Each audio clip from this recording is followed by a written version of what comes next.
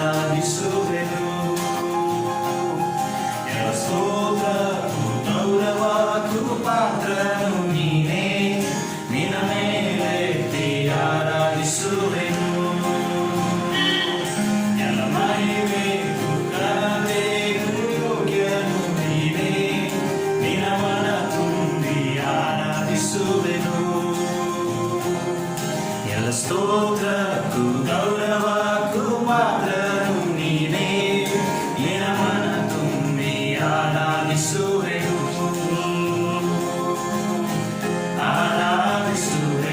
ನಿನ್ನ ಯೇಸುವೇ. ಆರಾಧಿಸುವೆನು ನಿನ್ನ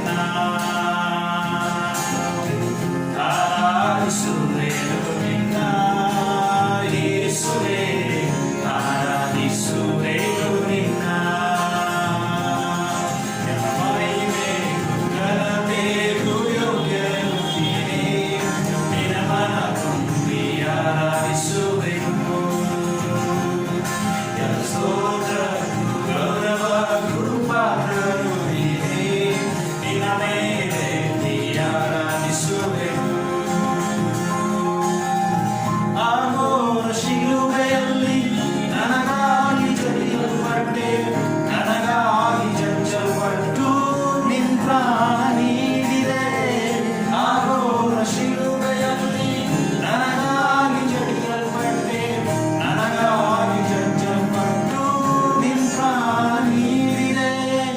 ಎಷ್ಟೊಂದು ಮಮತೆಯನ್ನು ನನ್ನ ಮೇಲೆ ತೋರಿದೆ.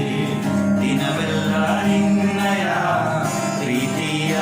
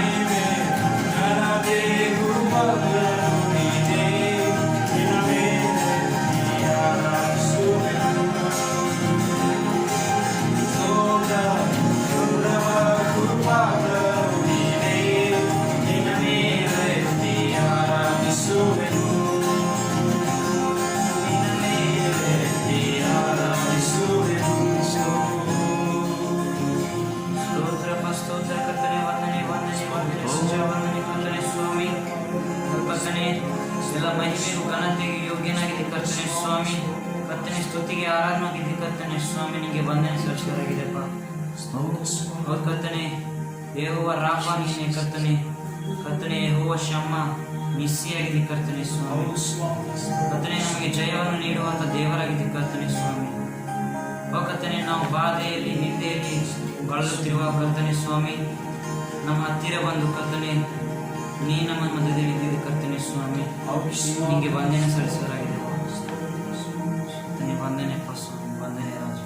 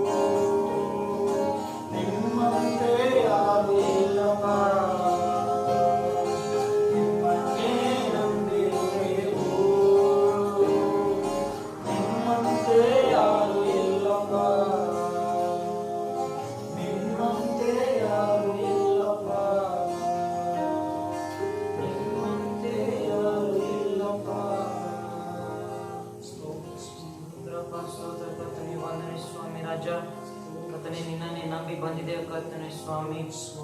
ಕರ್ತನೆ, ನಿನ್ನಂತ ದೇವರು ಯಾರು ಇಲ್ಲ ಕರ್ತನೆ ಸ್ವಾಮಿ. ಕರ್ತನೆ, ಲೋಕವೆಲ್ಲ ಸಂಪಾದಿಸಿದರೆ ಕರ್ತನೆ ಎಲ್ಲವೂ ನಷ್ಟ ಕರ್ತನೆ ಸ್ವಾಮಿ. ಕರ್ತನೆ, ನೀನು ನಮ್ಮ ಜೀವಿತದಲ್ಲಿ ಇದ್ದಿ ಕರ್ತನೆ ಸ್ವಾಮಿ. ಅದಕ್ಕಿಂತ ಉತ್ತಮ ಉಲ್ಲಾಸ ಎಲ್ಲೂ ಇಲ್ಲ ಕರ್ತನೆ ಸ್ವಾಮಿ.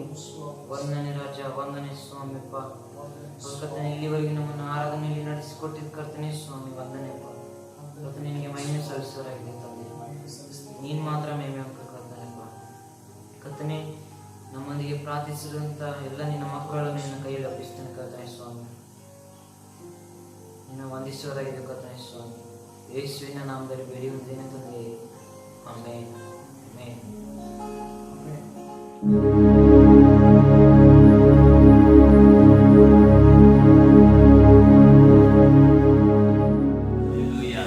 Hallelujah. Praise the Lord. ದೇವರ ನಾಮಕ್ಕೆ ಸ್ತೋತ್ರವಾಗಲಿ.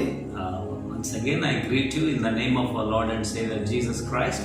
ನಮ್ಮ ಕರ್ತನಾದ ಯೇಸು ಕ್ರಿಸ್ತನ ಹೆಸರಿನಲ್ಲಿ ಮತ್ತೊಂದು ಆವರ್ತಿ ನಾನು ನಿಮ್ಮೆಲ್ಲರನ್ನು ವಂದಿಸುವನಾಗಿದ್ದೇನೆ. So again God has given us this privilege to preach the word through the mobile. ಮತ್ತೆ ಮೊಬೈಲ್ ಮುಖಾಂತರವಾಗಿ ದೇವರ ವಾಕ್ಯ ಹಂಚಲಿಕ್ಕೆ ದೇವರು ಅವಕಾಶ ಮಾಡಿಕೊಟ್ಟಿದ್ದಕ್ಕಾಗಿ ನಾನು ದೇವರಿಗೆ ವಂದಿಸುವನಾಗಿದ್ದೇನೆ. So I thank God. ದೇವರನ್ನ ವಂದಿಸುವನಾಗಿದ್ದೇನೆ. And I hope that all are fine. ಮತ್ತು ನಾನು ನೆನೆಸ್ತೇನೆ ನೀವೆಲ್ಲರೂ ಚೆನ್ನಾಗಿದ್ದೀರಿ ಎಂಬುದಾಗಿ. And I am praying for you.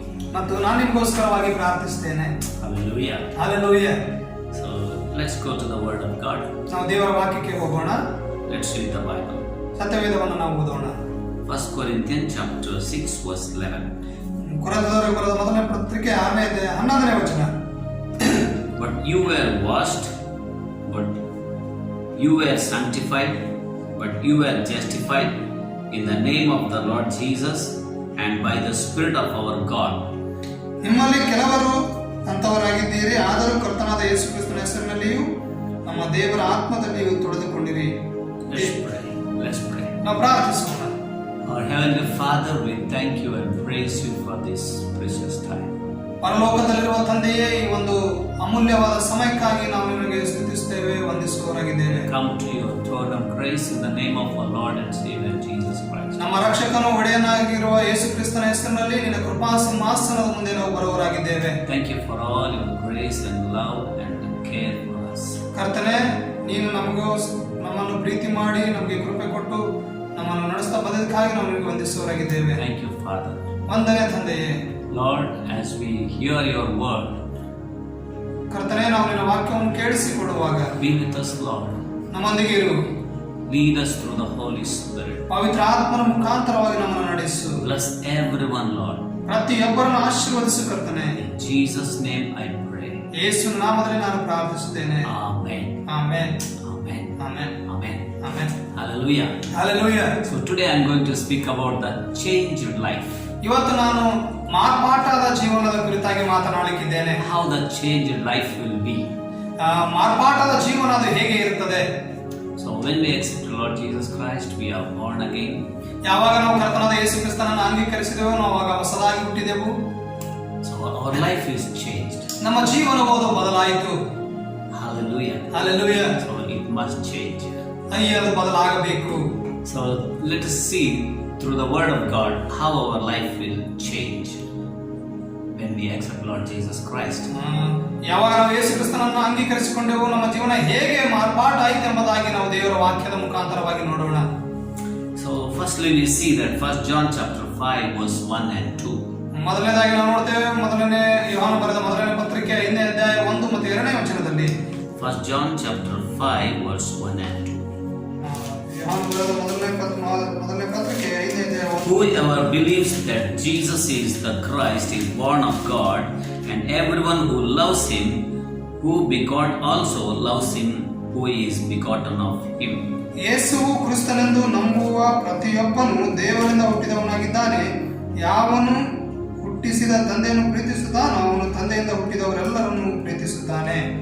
So he loves Jesus. ಆತನು ಯೇಸುವನ್ನು ಪ್ರೀತಿಸುತ್ತಾನೆ. Hallelujah. Hallelujah. Jesus is the Christ, is born of God. ಯೇಸು ಕ್ರಿಸ್ತನು ದೇವರಿಂದ ಹುಟ್ಟಿದ. ಆತನು ದೇವರಿಂದ ಹುಟ್ಟಿದ್ದಾನೆ ಮತ್ತು ದೇವರಿಂದ ಹುಟ್ಟಿದವರೆಲ್ಲರನ್ನ ಆತನು ಪ್ರೀತಿಸುತ್ತಾನೆ. Hallelujah. Hallelujah. And Jesus Christ is the Son of God. ಯೇಸು ಕ್ರಿಸ್ತನು ಆತನು ದೇವರ ಕುಮಾರನಾಗಿದ್ದಾನೆ. So that's why those who believe Lord Jesus Christ and they love Jesus. ಹೀಗಾಗಿ ಯಾರು ಯೇಸು ಕ್ರಿಸ್ತನನ್ನ ನಂಬುತ್ತಾನೋ ಆತನು ಯೇಸು ಕ್ರಿಸ್ತನನ್ನ ಪ್ರೀತಿಸುತ್ತಾನೆ. Hallelujah. Hallelujah. He loves Jesus because Jesus loved him. ಆತನು ಯೇಸುವನ್ನು ಪ್ರೀತಿಸ್ತಾನೆ ಯಾಕಂದ್ರೆ ಯೇಸು ಕ್ರಿಸ್ತನು ಆತನನ್ನು ಪ್ರೀತಿಸಿದ್ದಾನೆ. Jesus loved and he gave his life on the cross. ಯೇಸು ಕ್ರಿಸ್ತನು ಪ್ರೀತಿ ಮಾಡಿ ತನ್ನ ಪ್ರಾಣವನ್ನ ಶಿಲುಬೆ ಮೇಲೆ ಆತನು ಅರ್ಪಿಸಿದನು. That's why he loves Jesus. ಹೀಗಾಗಿ ಆತನು ಯೇಸುವನ್ನು ಪ್ರೀತಿಸುತ್ತಾನೆ. That is a sign that the changed life is loving Jesus Christ. ಮಾರ್ಪಾಟಾದ ಜೀವನದ ಒಂದು ಗುರುತೇನೆಂದ್ರೆ ಕ್ರಿಸ್ತನನ್ನ ಪ್ರೀತಿಸುವಂತದ್ದು. Hallelujah. Hallelujah. We should have a love for Jesus Christ.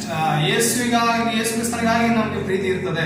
Because first he loved us. ಯಾಕಂದ್ರೆ ಮೊದಲು ಆತನು ನಮ್ಮನ್ನು ಪ್ರೀತಿಸಿದನು. Hallelujah. Hallelujah. And secondly, ಮತ್ತು ಎರಡನೇದಾಗಿ we see and also he loves the Bible. ಮತ್ತು ಆ ವ್ಯಕ್ತಿ ಸತ್ಯವೇದವನ್ನು ಪ್ರೀತಿಸುತ್ತಾನೆ. Hallelujah. Hallelujah. He loves the Bible. ಆ ಮಾರ್ಪಾಟಾದಂತ ವ್ಯಕ್ತಿ ಸತ್ಯವೇದವನ್ನು ಪ್ರೀತಿಸುತ್ತಾನೆ. We see from Psalms 119. ನಾವು ಕೀರ್ತನೆಗಳ ಪುಸ್ತಕ 119ನೇ ಅಧ್ಯಾಯ ನೋಡೋಣ. The psalmist, ಕೀರ್ತನೆಗಾರನು he loves God's word. ಆತನು ದೇವರ ವಾಕ್ಯವನ್ನು ಆತನು ಪ್ರೀತಿಸುತ್ತಾನೆ. So many times he has written in Psalm 119 how he loves the Bible. ಕೀರ್ತನೆ 119ನೇ ಅಧ್ಯಾಯದಲ್ಲಿ ಕೀರ್ತನೆಗಾರನು ಅನೇಕ ಸಾರ್ತಿ ದೇವರ ವಾಕ್ಯಕ್ಕೆ ಆತನು ಪ್ರೀತಿಸುವುದನ್ನು ಬರೀತಾನೆ. So 17 times 17 Avarthi he speaks about the Bible, the word of God. ಆತನು ದೇವರ ವಾಕ್ಯದ ಕುರಿತಾಗಿ ಬರೀತಾನೆ. Let us read that. ನಾವು ಅದನ್ನು ನೋಡಿಕೊಳ್ಳೋಣ. Psalm 119 verse 18. ಕೀರ್ತನೆ 119ನೇ ಅಧ್ಯಾಯ 18ನೇ ವಚನ. Okay.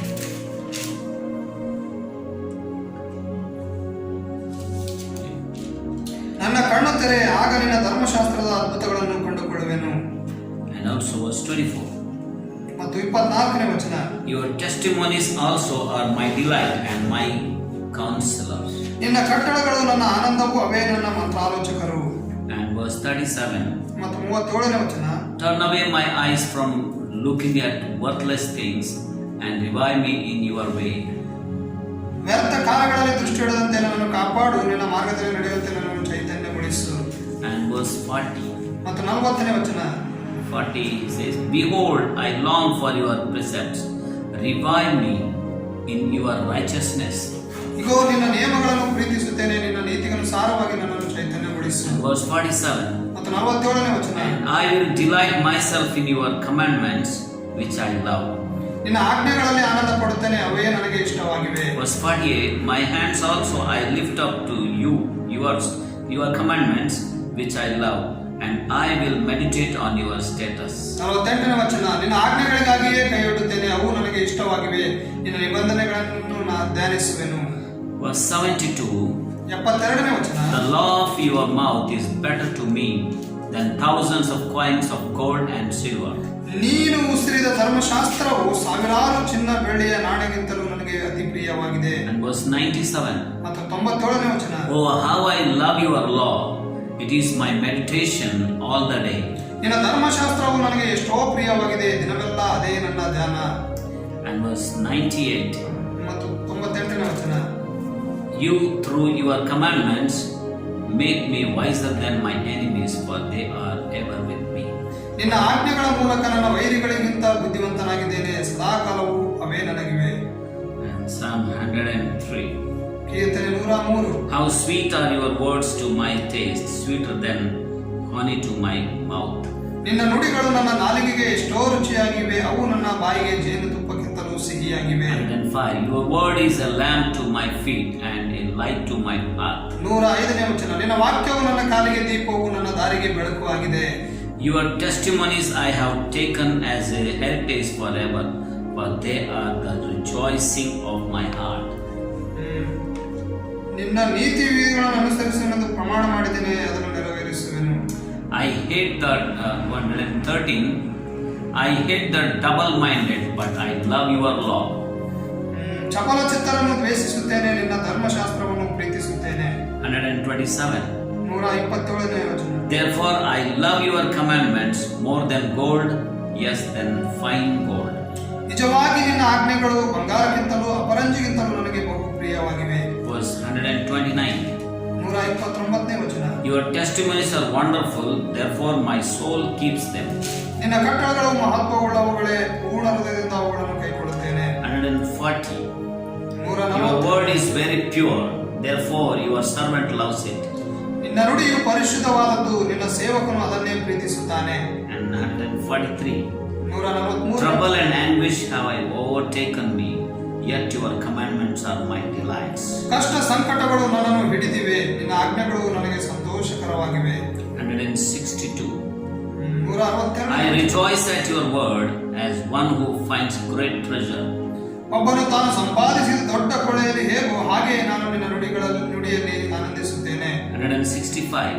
ಆ, Great peace have those who love your law, and nothing causes them to stumble. ನಿನ್ನ ಧರ್ಮಶಾಸ್ತ್ರವನ್ನು ಪ್ರೀತಿಸುವವರಿಗೆ ಸಂಪೂರ್ಣ ಸಮಾಧಾನವಿರುತ್ತದೆ, ಅಂತವರಿಗೆ ವಿಘ್ನಕರವಾದದ್ದೇನೂ ಇರುವುದಿಲ್ಲ. 168. 168ನೇ ವಚನ. I keep your precepts and your testimonies, for all my ways are before you.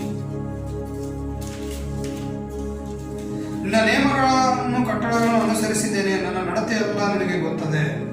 So those who believe Lord Jesus, those whose life is changed, so they love the Bible all the time. ಯಾರು ಯೇಸು ಕ್ರಿಸ್ತನನ್ನು ನಂಬಿದ್ದಾರೋ, ಯಾರು ಜೀವನ ಮಾರ್ಪಾಟಾಗಿದೆಯೋ, ಅವರು ದೇವರ ವಾಕ್ಯವನ್ನ, ಸತ್ಯವೇದವನ್ನ ಹೆಚ್ಚಾಗಿ ಪ್ರೀತಿಸುತ್ತಾರೆ. Always they spend their time with the Word of God. ಯಾವಾಗಲೂ ಅವರು ದೇವರ ವಾಕ್ಯದೊಂದಿಗೆ ತಮ್ಮ ಸಮಯವನ್ನು ಕಳೆಯುತ್ತಾರೆ. They keep the Word of God for their direction, for their faith, their path. ಅವರು ತಮ್ಮ ಜೀವನದಲ್ಲಿ ದೇವರ ವಾಕ್ಯವನ್ನ ತಮ್ಮ ಮಾರ್ಗದರ್ಶಕ ದರ್ಶನವಾಗಿ ಇಟ್ಕೊಳ್ತಾರೆ. Hallelujah. Hallelujah. So they love the Word of God all the time. ಅವರು ಎಲ್ಲಾ ಸಮಯಗಳಲ್ಲಿ ದೇವರ ವಾಕ್ಯವನ್ನ ಪ್ರೀತಿಸುತ್ತಾರೆ. My dear brothers and sisters, ನನ್ನ ಪ್ರಿಯ ಸಹೋದರ ಸಹೋದರಿಯರೇ, you need to love the Word of God. ನೀವು ದೇವರ ವಾಕ್ಯವನ್ನ ಪ್ರೀತಿಸುವವರಾಗಬೇಕು. The Word of God is pure. ದೇವರ ವಾಕ್ಯವು ಪರಿಶುದ್ಧವಾದದ್ದು. Hallelujah. Hallelujah. So your servant loves it. ನಿನ್ನ ಸೇವಕನು ಅದನ್ನು ಪ್ರೀತಿಸುತ್ತಾನೆ. So love the Word of God. ದೇವರ ವಾಕ್ಯವನ್ನ ಪ್ರೀತಿಸಿರಿ. It changes your life. ಅದು ನಿಮ್ಮ ಜೀವನವನ್ನು ಬದಲಾಯಿಸುತ್ತದೆ. Directs your life. ಅದು ನಿಮಗೆ ಅದು ಮಾರ್ಗದರ್ಶನ ಮಾಡುತ್ತದೆ. Hallelujah. Hallelujah. It protects you. ಅದು ನಿಮ್ಮನ್ನು ಕಾಯುತ್ತದೆ. The Word of God has a life. ಅದು ದೇವರ ವಾಕ್ಯವಾದ ಜೀವವಾಗಿದೆ. It gives you a life, the God's life. ಅದು ನಿಮಗೆ ದೈವಿಕ ಜೀವನವನ್ನ ಕೊಡುತ್ತದೆ. Hallelujah. Hallelujah. Praise the Lord. ದೇವರಿಗೆ ಸ್ತೋತ್ರವಾಗಲಿ. Praise the Lord. ದೇವರಿಗೆ ಸ್ತೋತ್ರವಾಗಲಿ. So love the Word of God. ದೇವರ ವಾಕ್ಯವನ್ನ ಪ್ರೀತಿಸಿರಿ. And thirdly, he loves those who belongs to God. ಮಾರ್ಪಾಟಾದಂತ ವ್ಯಕ್ತಿ ದೇವರಿಗೆ ಸಂಬಂಧಪಟ್ಟದನ್ನ ಆತನು ಪ್ರೀತಿಸುತ್ತಾನೆ. 1 John chapter 3 verse 14 says, ಯೋಹಾನ ಬರೆದ ಮೊದಲನೇ ಪತ್ರಕ್ಕೆ 3ನೇ ಅಧ್ಯಾಯ 18ನೇ ವಚನ ಹೇಳುತ್ತದೆ, we know that we have passed from death to life because we love the brethren.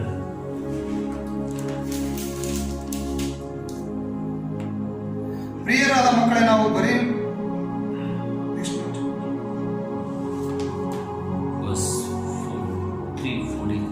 3ನೇ ಅಧ್ಯಾಯ 14ನೇ ವಚನ, ನಾವಂತೂ ಕ್ರೈಸ್ತ ಸಹೋದರರನ್ನು ಪ್ರೀತಿಸುವವರಾಗಿರೋದ್ರಿಂದ ಮರಣದಿಂದ ಪಾರಾಗಿ ಜೀವದಲ್ಲಿ ಸೇರಿದೆ ಎಂಬುದು ನಮಗೆ ಗೊತ್ತಾಗಿದೆ. Hallelujah. Hallelujah. So those who love God, they are passed from death. ಯಾರು ಕ್ರಿಸ್ತನನ್ನು ಪ್ರೀತಿಸ್ತಾರೋ ಅವರು ಮರಣದಿಂದ ಪಾರಾಗಿದ್ದಾರೆ. So love your brothers. ನಿಮ್ಮ ಸಹೋದರರನ್ನು ಪ್ರೀತಿಸಿರಿ. If you say that I love God, if you don't love your brothers, the Bible says you are liar. You are liars. ನಾನು ದೇವರನ್ನು ಪ್ರೀತಿಸ್ತೇನೆ ಅಂತ ಹೇಳಿ ಸಹೋದರನನ್ನು ದ್ವೇಷಿಸುವವನು ಸುಳ್ಳುಗಾರನಾಗಿದ್ದಾನೆ ಎಂಬುದಾಗಿ ಸತ್ಯವೇದ ನಮಗೆ ಹೇಳ್ತದೆ. So if you say that I love God, at the same time we have to love our brothers. ನಾವು ದೇವರನ್ನು ಪ್ರೀತಿಸ್ತೇವೆ ಎಂಬುದಾಗಿ ಹೇಳೋದಾದ್ರೆ ಸರಿಯಾದ ಅದೇ ಸಮಯದಲ್ಲಿ ನಾವು ನಮ್ಮ ಸಹೋದರರನ್ನು ಕೂಡ ಪ್ರೀತಿಸಬೇಕು. Hallelujah. Hallelujah. So the changed life is loving our brothers. ಮಾರ್ಪಾಟಾದ ಜೀವನ ಏನಂದ್ರೆ ಸಹೋದರರನ್ನ ಪ್ರೀತಿಸುವಂತದ್ದು. Praise the Lord. ದೇವರಿಗೆ ಸ್ತೋತ್ರವಾಗಲಿ. And also fourthly, we see that the changed life is he loves his enemies. ಮತ್ತು ಬದಲಾದ ಮಾರ್ಪಾಟಾದ ವ್ಯಕ್ತಿಯು ಆತನು ವೈರಿಗಳನ್ನ ಪ್ರೀತಿಸ್ತಾನೆ. Matthew chapter 5. ಮತ್ತಾಯನ ಬರೆದ ಸುವಾರ್ತೆ 5ನೇ ಅಧ್ಯಾಯ. Matthew chapter 5. ಮತ್ತಾಯನ ಬರೆದ ಸುವಾರ್ತೆ 5ನೇ ಅಧ್ಯಾಯ Verse 43. 43ನೇ ವಚನ. 43. 43ನೇ ವಚನ. ನಿನ್ನ ನೆರೆಯವರನ್ನು ಪ್ರೀತಿಸಿ ನಿನ್ನ ವೈರಿಯನ್ನು ಹಾಗೆ ಮಾಡಬೇಕೆಂಬುದು ಹೇಳಿದೆ ಎಂಬುದಾಗಿ ಕೇಳಿದಿರಷ್ಟೇ. ಆದರೆ ನಾನು ನಿಮಗೆ ಹೇಳುವುದೇನೆಂದರೆ ನಿಮ್ಮ ವೈರಿಗಳನ್ನು ಪ್ರೀತಿಸಿರಿ, ನಿಮ್ಮನ್ನು ಹಿಂಸೆ ಪಡಿಸುವವರಿಗೋಸ್ಕರ ದೇವರನ್ನು ಪ್ರಾರ್ಥಿಸಿರಿ. Jesus said, ಯೇಸು ಕ್ರಿಸ್ತನು ಹೇಳಿದ್ದಾನೆ, but I say to you, love your enemies, bless those who curse you, do good to those who hate you, and pray for those who spitefully use you and persecute you. ನಿಮ್ಮ ವೈರಿಗಳನ್ನು ಪ್ರೀತಿಸಿರಿ, ನಿಮ್ಮನ್ನು ಹಿಂಸೆ ಪಡಿಸುವವರಿಗೋಸ್ಕರ ದೇವರನ್ನು ಪ್ರಾರ್ಥಿಸಿರಿ.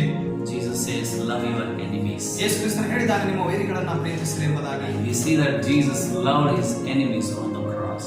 ನಾವು ನೋಡ್ತೇವೆ ಯೇಸು ಕ್ರಿಸ್ತನು ಶಿಲುಬೆ ಮೇಲೆ ವೈರಿಗಳನ್ನು ಆತನು ಪ್ರೀತಿಸಿದನು. Father, forgive them, they do not know what they are doing. ಆತನು ಹೇಳಿದನು, ತಂದೆಯೇ ಅವರನ್ನು ಕ್ಷಮಿಸು, ಅವರು ಏನ್ ಮಾಡ್ತಾ ಇದ್ದಾರೋ ಅವರಿಗೆ ಗೊತ್ತಿಲ್ಲ ಎಂಬುದಾಗಿ ಹೇಳಿದನು. So Jesus forgave them. He loved them. He loved their enemies. ಯೇಸು ಕ್ರಿಸ್ತನು ಅವರನ್ನು ಕ್ಷಮಿಸಿ ಅವರನ್ನು ಪ್ರೀತಿಸಿರುವುದನ್ನು ನಾವು ನೋಡ್ತೇವೆ.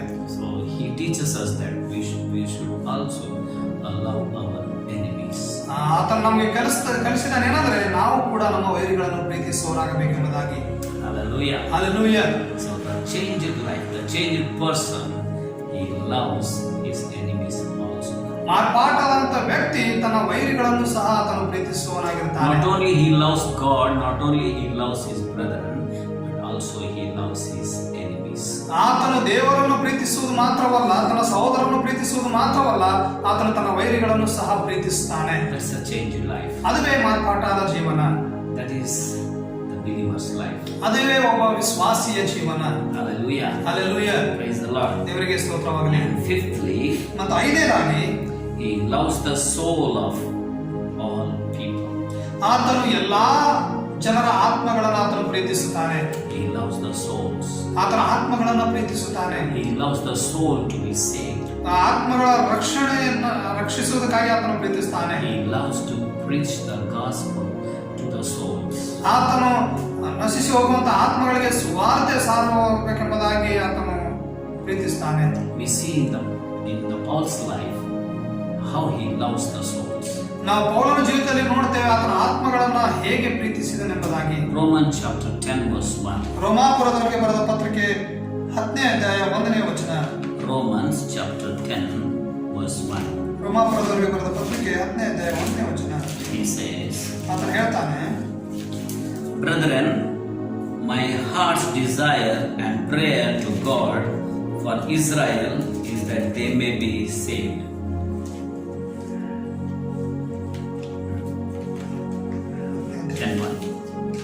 ಸಹೋದರ ಇಸ್ರಾಯೇಲರು ರಕ್ಷಣೆ ಹೊಂದಬೇಕೆಂಬುದೇ ನನ್ನ ಮನೋಭಿಲಾಷೆಯೂ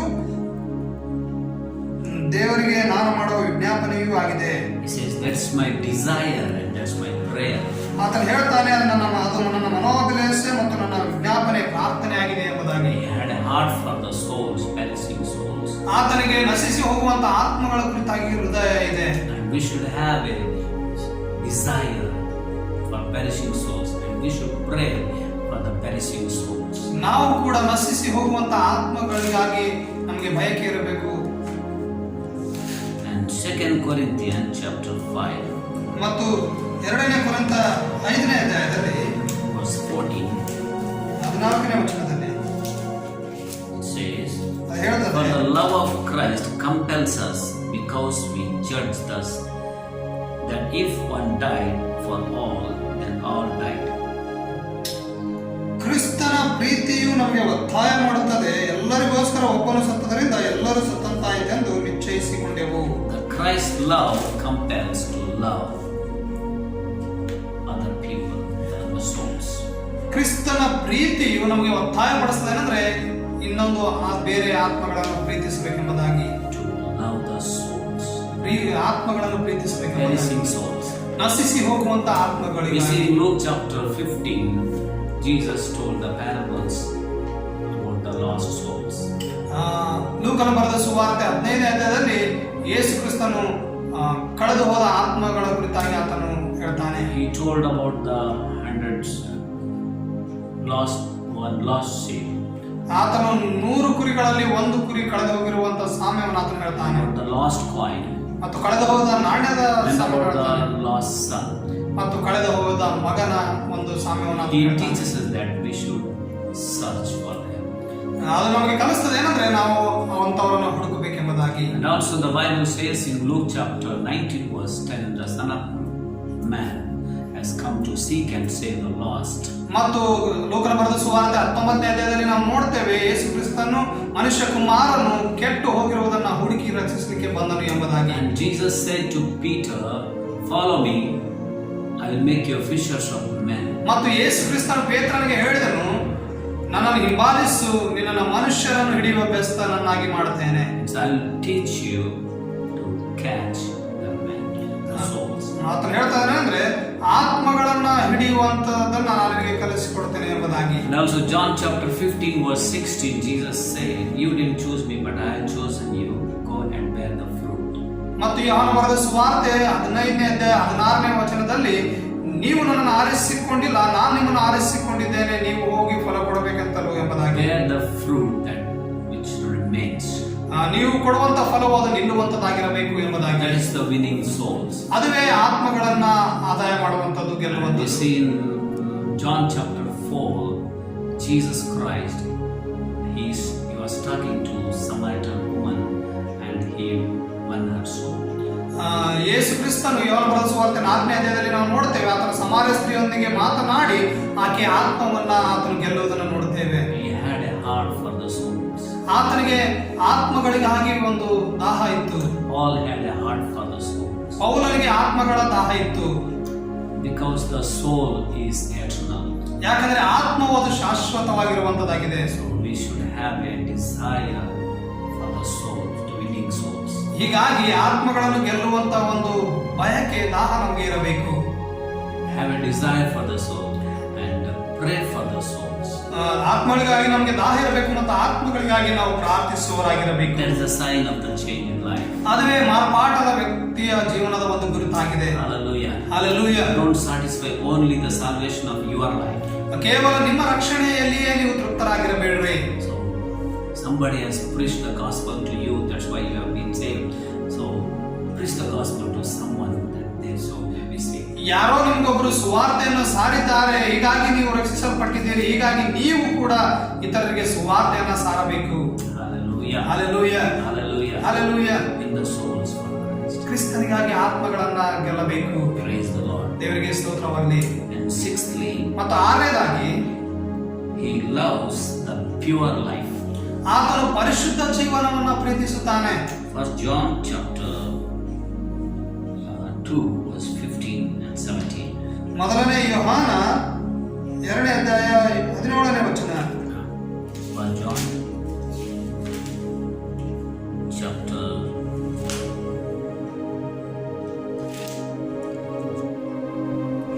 2:15. 2ನೇ ಅಧ್ಯಾಯ 15ನೇ ವಚನ. Do not love the world or the things in the world. If anyone loves the world, the love of the Father is not in them. For all that is in the world, the lust of the flesh, the lust of the eyes, and the pride of life, is not of the Father, but is of the world.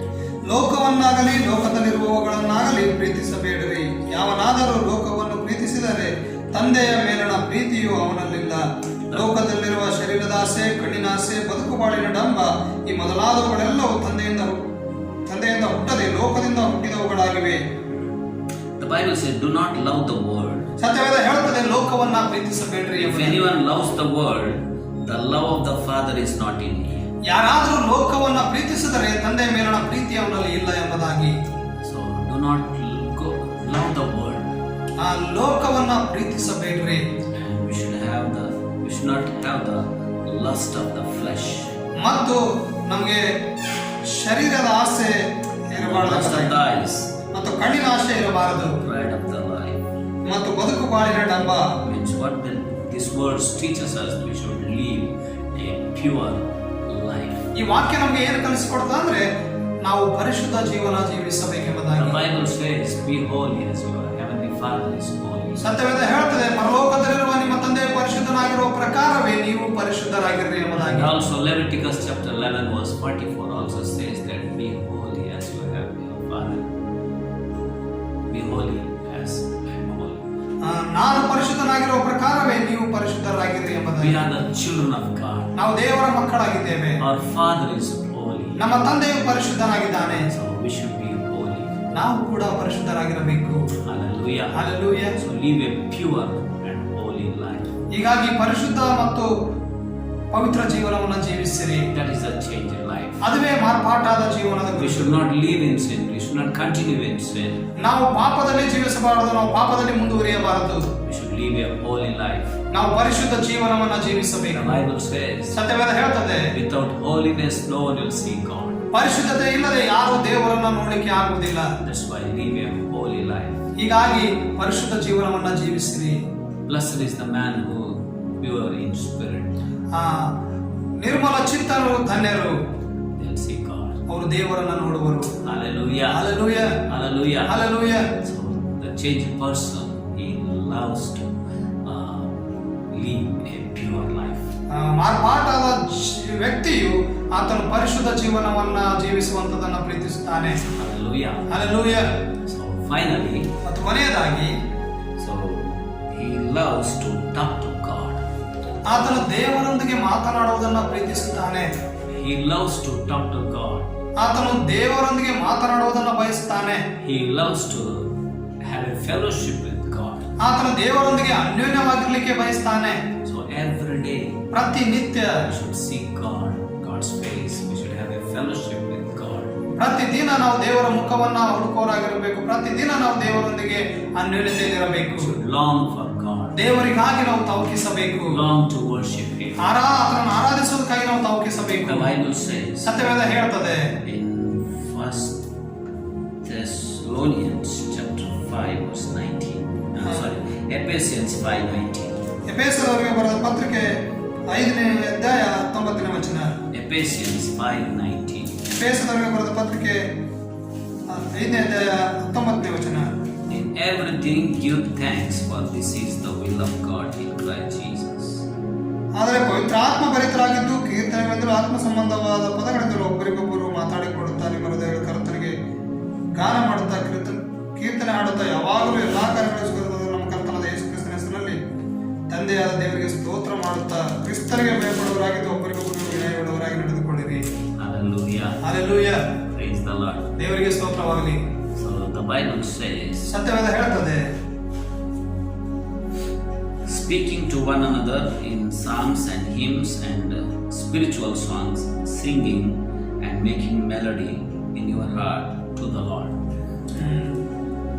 ಪವಿತ್ರಾತ್ಮ ಭರಿತರಾಗಿದ್ದು ಕೀರ್ತನೆಗಳಿಂದಲೂ ಆತ್ಮ ಸಂಬಂಧವಾದ ಪದಗಳಿಂದ ಒಬ್ಬರಿಗೊಬ್ಬರು ಮಾತಾಡಿಕೊಳ್ಳುತ್ತಾ ನಿಮ್ಮ ಹೃದಯಗಳಲ್ಲಿ ಕರ್ತನಿಗೆ ಗಾನ ಮಾಡುತ್ತಾ ಕೀರ್ತನೆ ಆಡುತ್ತಾ ಎಂಬುದಾಗಿ ಸತ್ಯವೇದ ಹೇಳ್ತದೆ. Means worship God, means talk to God. ಅಂದ್ರೆ ದೇವರಿಗೆ ಆರಾಧಿಸುವುದು, ದೇವರೊಂದಿಗೆ ಮಾತನಾಡುವಂಥದ್ದು. We should have a fellowship, close fellowship, intimate relationship, and close fellowship with God every day. ನಮಗೆ ಪ್ರತಿದಿನ ದೇವರೊಂದಿಗೆ ಒಂದು ಸಮೀಪವಾದ ಸಂಬಂಧದಲ್ಲಿ ನಾವು ಇರಬೇಕು. Means we should pray. ಅಂದ್ರೆ ನಾವು ಪ್ರಾರ್ಥಿಸಬೇಕು. Hallelujah. Hallelujah. So we see in the life of Jesus Christ, ನಾವು ಯೇಸು ಕ್ರಿಸ್ತನ ಜೀವಿತದಲ್ಲಿ ನೋಡುತ್ತೇವೆ. all the time, many times, he used to go to the presence of God. ಆತನು ಅನೇಕ ಸಾರ್ತಿ ದೇವರ ಪ್ರಸನ್ನತೆಗೆ ಹೋಗುವುದನ್ನು And ನೋಡುತ್ತೇವೆ. in the morning he went to pray. ಇನ್ನು ಮುಂಜಾನೆ ಮಬ್ಬಿರುವಾಗಲೇ ಆತನು ಪ್ರಾರ್ಥಿಸುವುದಕ್ಕಾಗಿ ಹೋದನು. All night he prayed.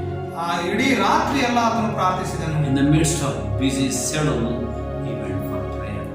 ಅನೇಕ ಒಂದು ಬಹಳಷ್ಟು ಕಾರ್ಯನಿರತವಾಗಿದ್ರು ಕೂಡ ಅದರ ಮಧ್ಯದಲ್ಲಿ ಆತನು ಪ್ರಾರ್ಥನೆಗಾಗಿ He ಪ್ರತ್ಯೇಕಿಸಿಕೊಂಡನು. took a time for prayer. ಆತನು ಪ್ರಾರ್ಥನೆಗಾಗಿ ಸಮಯವನ್ನು ತೆಗೆದುಕೊಂಡನು. Hallelujah. Hallelujah. He went to the mountains. ಆತನು ಬೆಟ್ಟಕ್ಕೆ ಹೋದನು. He went to the solitary place. ಆತನು ಏಕಾಂತ ಸ್ಥಳಕ್ಕೆ ಹೋದನು. He prayed alone. ಆತನು ಒಬ್ಬಂಟಿಗನಾಗಿ ಪ್ರಾರ್ಥಿಸಿದನು. Prayed with the disciples. ಆತನು ಶಿಷ್ಯರೊಂದಿಗೆ ಸೇರಿ ಪ್ರಾರ್ಥಿಸಿದನು. Hallelujah. Hallelujah. So he was longing all the time to talk to Father. ಆತನು ಯಾವಾಗಲೂ ತಂದೆಯೊಂದಿಗೆ ಮಾತನಾಡುವುದಕ್ಕಾಗಿ ತವಕಿಸ್ತಾ ಇದ್ದನು. So the changed person always he longs to talk to God, to pray. ಮಾರ್ಪಾಟಾದ ವ್ಯಕ್ತಿಯು ಯಾವಾಗಲೂ ದೇವರೊಂದಿಗೆ ಮಾತನಾಡುವುದನ್ನು ಆತನು ಬಯಸ್ತಾನೆ. That is a sign of the changed life. ಅದುವೇ ಬದಲಾದ ಜೀವನದ ಒಂದು ಗುರುತಾಗಿದೆ. Hallelujah. Hallelujah. Praise the Lord. ದೇವರಿಗೆ ಸ್ತೋತ್ರವಾಗಲಿ. Praise the Lord. ದೇವರಿಗೆ ಸ್ತೋತ್ರವಾಗಲಿ. The Bible says ಸತ್ಯವೇದ ಹೇಳ್ತದೆ in Matthew chapter 5. ಮತ್ತಾಯನ ಬರೆದ ಸುವಾರ್ತೆ 5ನೇ ಅಧ್ಯಾಯದಲ್ಲಿ, Okay, we'll turn our Bibles to Matthew chapter 5. ಮತ್ತಾಯನ ಬರೆದ ಸುವಾರ್ತೆ 5ನೇ ಅಧ್ಯಾಯಕ್ಕೆ ನಮ್ಮ ಸತ್ಯವೇದವನ್ನು ತಿರುಗಿಸೋಣ.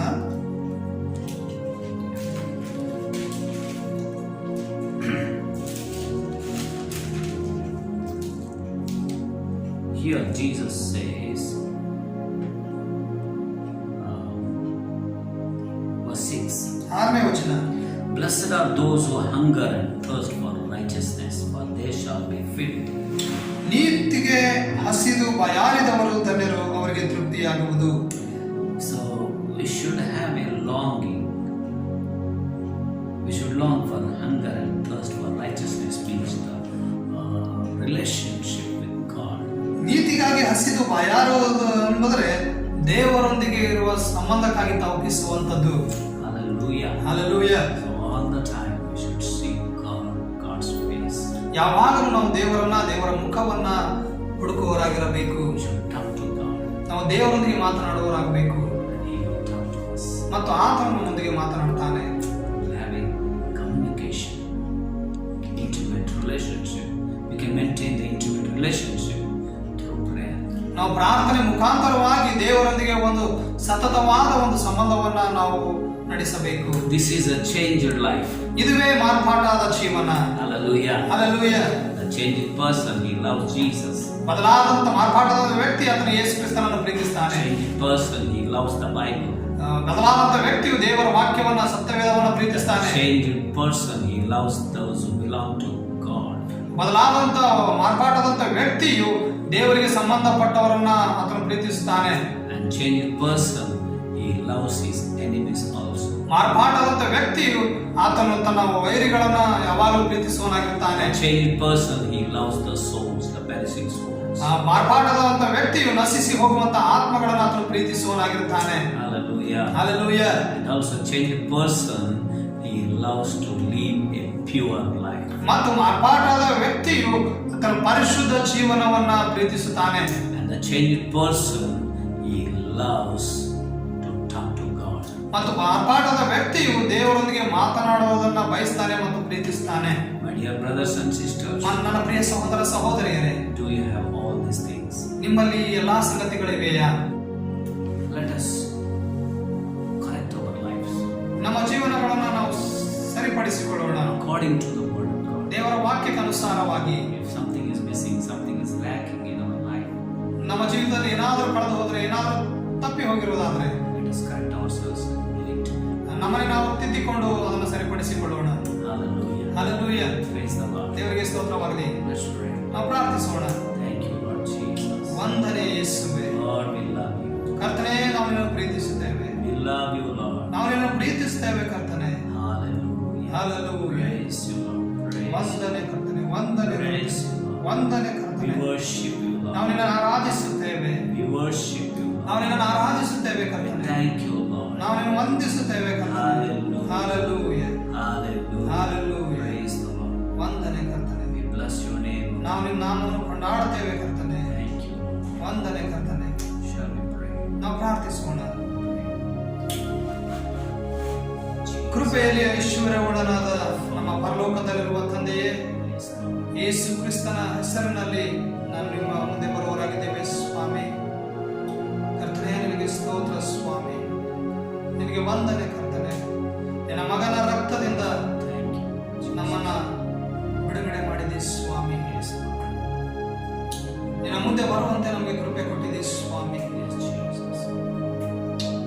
ಯಾವ ಯೋಗ್ಯತೆ ಇಲ್ಲದ ನಮ್ಮನ್ನು ಸ್ವಾಮಿ, ಯಾವ ನೀನು ಮೆಚ್ಚುವಂತ ಬಯಸುವಂತ ಯಾವ ಅಂದ ಚಂದಗಳು ನಮ್ಮಲ್ಲಿ ಇಲ್ಲದಾಗಿಯೂ ಸ್ವಾಮಿ, Yes, Lord. ನಮ್ಮನ್ನು ಪ್ರೀತಿಸಿ ನಮಗಾಗಿ ರಕ್ತ ಸುರಿಸಿ ನಮ್ಮನ್ನು ಶುದ್ಧೀಕರಿಸಿ ನಿನ್ನ ಮುಂದೆ ನಮ್ಮನ್ನು ಬರಮಾಡಿದಕ್ಕಾಗಿ ನಾವು ನಿನಗೆ ವಂದಿಸುತ್ತೇವೆ. ನಿನಗೆ ಸ್ತೋತ್ರ ಸ್ವಾಮಿ. ಕರ್ತನೇ, ನೀನು ನಮಗೋಸ್ಕರವಾಗಿ ಪ್ರಾಣ ಕೊಟ್ಟದ್ದೇ ನಮ್ಮನ್ನು ಮಾರ್ಪಡಿಸಬೇಕೆಂಬುದಾಗಿ ಸ್ವಾಮಿ. ಅದನ್ನು ಅರಿತುಕೊಂಡು ಸ್ವಾಮಿ ನಾವು ಮಾರ್ಪಡುವಂತೆ ಪವಿತ್ರಾತ್ಮನೇ ನಮಗೆ ಸಹಾಯ ಮಾಡು. ಮಾರ್ಪಾಟಾದ ವ್ಯಕ್ತಿಯ ಜೀವನ ಹೇಗಿರ್ತದೆ ಎಂಬುದಾಗಿ ವಾಕ್ಯದ ಮುಖಾಂತರವಾಗಿ ನೀನು ನಮಗೆ ತಿಳಿಯಪಡಿಸಿದಿ. ಎಲ್ಲಾ ಲಕ್ಷಣಗಳು ಪವಿತ್ರಾತ್ಮನೇ ನಮ್ಮಲ್ಲಿ ಅವು ಹುಟ್ಟಿಕೊಳ್ಳಿಕ್ಕಾಗುತ್ತೆ ಸಹಾಯ ಮಾಡು. ಒಂದು ವೇಳೆ ಯಾವುದಾದ್ರೂ ಒಂದು ಭಾಗದಲ್ಲಿ ನಾವು ಕಡಿಮೆಯಾಗಿರೋದಾದರೆ ಪವಿತ್ರಾತ್ಮನೇ ನಮಗೆ ಬಲ ಕೊಡು. ಅದರಲ್ಲಿ ತಿದ್ದಿಕೊಂಡು ಸರಿಪಡಿಸಿಕೊಂಡು ಕರ್ತನೆ ಮತ್ತೆ ಮಾರ್ಪಟ್ಟ ಜೀವನದಿಂದ ನಿನ್ನನ್ನು ಸೇವಿಸುವರಾಗಲಿಕ್ಕೆ ನಮಗೆ ಸಹಾಯ ಮಾಡು. ಕರ್ತನೆ, ನಿನಗೆ ಸ್ತೋತ್ರ ಸ್ತೋತ್ರ ಸ್ತೋತ್ರ. ನಿನ್ನ ಮಕ್ಕಳಾದ ನಾವುಗಳು ಯಾವಾಗಲೂ ನಿನ್ನನ್ನು ಸಂತೋಷಪಡಿಸುವ ಮುಂದೆ ನಮ್ಮ ಗುರಿಯಾಗಲಿಕ್ಕೆ ನಮಗೆ ಕೃಪೆ ಮಾಡು ಸ್ವಾಮಿ. ನಿನಗೆ ಸ್ತೋತ್ರ ಸ್ವಾಮಿ. ಸ್ತೋತ್ರ ಕರ್ತನೆ. ಲೋಕವನ್ನಾಗಲಿ ಲೋಕದಲ್ಲಿರುವವುಗಳನ್ನಾಗಲಿ ಪ್ರೀತಿಸಬೇಡ್ರಿ ಎಂಬುದಾಗಿ ಹೇಳಿದೆ ಸ್ವಾಮಿ. ನಾವು ನಿನ್ನ ಮಕ್ಕಳಾಗಿದ್ದೇವೆ ಸ್ವಾಮಿ. ನಿನ್ನನ್ನೇ ಪ್ರೀತಿಸುವರಾಗಲಿಕ್ಕಾಗುವಂತೆ ಪವಿತ್ರಾತ್ಮನೇ ನಮಗೆ ಸಹಾಯ ಮಾಡು. ನಿನಗೆ ಸ್ತೋತ್ರ ಸ್ವಾಮಿ. ಪರಿಶುದ್ಧ ಜೀವನವನ್ನು ನಾವು ಪ್ರೀತಿಸಬೇಕು. ನಿನ್ನ ವಾಕ್ಯವನ್ನು ನಾವು ಪ್ರೀತಿಸಬೇಕು ಸ್ವಾಮಿ. ನಮ್ಮ ಸಹೋದರರನ್ನು ನಾವು ಪ್ರೀತಿಸಬೇಕು. ವೈರಿಗಳನ್ನು ಪ್ರೀತಿಸಬೇಕು ಸ್ವಾಮಿ. ನಶಿಸಿ ಹೋಗುವಂತ ಆತ್ಮಗಳನ್ನು ನಾವು ಪ್ರೀತಿಸಬೇಕು. ನಿನ್ನ ಸಂಬಂಧವನ್ನು ನಾವು ಪ್ರೀತಿಸಬೇಕು ಕರ್ತನೆ. ನಿನ್ನನ್ನೇ ನಾವು ಪ್ರೀತಿಸುವರಾಗಬೇಕು ಕರ್ತನೆ. ನಿನಗೆ ವಂದನೆ ವಂದನೆ ವಂದನೆ ಸ್ವಾಮಿ. ಈ ನಿನ್ನ ವಾಕ್ಯಗಳು ನಮ್ಮ ಒಬ್ಬೊಬ್ಬರ ಜೀವಿತಗಳಲ್ಲಿ ಅವು ಕಾರ್ಯ ಸಾಧಿಸಲಿ ಸ್ವಾಮಿ. ನಿನಗೆ ವಂದನೆ ವಂದನೆ ವಂದನೆ ಸ್ವಾಮಿ. ಈ ಕಣ್ಣಿಗೆ ಕಾಣುವಂತ ಲೋಕವು ಅದು ನಶಿಸಿ ಹೋಗುವಂತದ್ದಾಗಿದೆ. ಈ ನಮಗೋಸ್ಕರ ಕಣ್ಣಿಗೆ ಕಾಣದಿರುವಂತ ಲೋಕವನ್ನು ನೀವು ಸಿದ್ಧಪಡಿಸ್ತಾ ಇದ್ದೀವಿ. ಅದಕ್ಕಾಗಿ ನಾವು ತೌಕಿಸಲಿಕ್ಕೆ ನಮಗೆ ಕೃಪೆ ಮಾಡು. ನಿನಗೆ ಸ್ತೋತ್ರ ಸ್ತೋತ್ರ ಸ್ವಾಮಿ. ನಮ್ಮ ಒಬ್ಬೊಬ್ಬರ ಜೀವಿತದಿಂದ ನಿನ್ನ ನಾಮ ಮಹಿಮೆ ಹೊಂದಲಿ. ನಿನಗೆ ಸಂತೋಷವಾಗುವಂತ ರೀತಿಯಲ್ಲಿ ನಾವು ಜೀವಿಸಲಿಕ್ಕೆ ನಮಗೆ ಕೃಪೆ ಮಾಡು ಸ್ವಾಮಿ. ಎಲ್ಲ ಮಹಿಮೆ ನಿನಗೊಬ್ಬನಿಗೆ ಸಲ್ಲಲ್ಪಡಲಿ. ನಿನಗೆ ವಂದನೆ. ಪವಿತ್ರಾತ್ಮನೇ ನಿನಗೆ ವಂದನೆ. ಯೇಸುವೇ ನಿನಗೆ ವಂದನೆ ಸ್ವಾಮಿ. ನಿನಗೆ ವಂದನೆ ತಂದೆಯೇ. ನಿನಗೆ ವಂದನೆ. ಯೇಸುವಿನ ನಾಮದಲ್ಲಿ ಪ್ರಾರ್ಥಿಸುತ್ತೇನಪ್ಪ ತಂದೆಯೇ. ಆಮೆನ್. ದೇವರು ನಿಮ್ಮನ್ನು ಆಶೀರ್ವದಿಸಲಿ. Tomorrow you gather in your home and worship God and listen these words, ನೀವು this message. ಈ ಸಂದೇಶವನ್ನು ನಿಮ್ಮ ಮನೆಯಲ್ಲಿ ಎಲ್ಲರೂ ಕುಳಿತುಕೊಂಡು ಕೇಳಬೇಕಾಗಿ ನಾನು ನಿಮಗೆ ಕೇಳಿಕೊಳ್ತೇನೆ. May God bless you. ದೇವರು ನಿಮ್ಮನ್ನು ಆಶೀರ್ವದಿಸಲಿ.